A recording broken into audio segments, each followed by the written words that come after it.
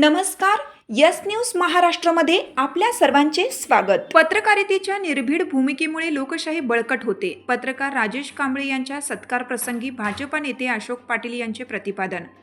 नुकताच राज्यस्तरीय digital media पुरस्काराने सन्मानित झालेल्या पत्रकार राजेश कांबळे यांचा सांगली जिल्हा भाजप उपाध्यक्ष अशोक पाटील यांच्या हस्ते सत्कार करण्यात आला.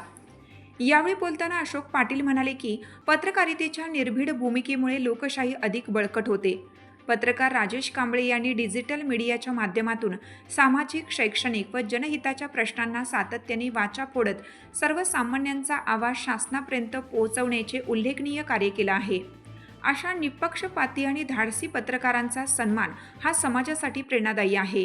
यावेळी शिवाजी पाटील, प्रकाश कांबळे, चेतन कांबळे, तेजस कांबळे, सचिन कांबळे, स्वप्नील कांबळे, आनंदा कांबळे, सचिन धनवडे आदी उपस्थित मान्यवरांनी राजेश कांबळे यांचे अभिनंदन करून त्यांच्या पुढील पत्रकारितेच्या वाटचालीस शुभेच्छा दिल्या.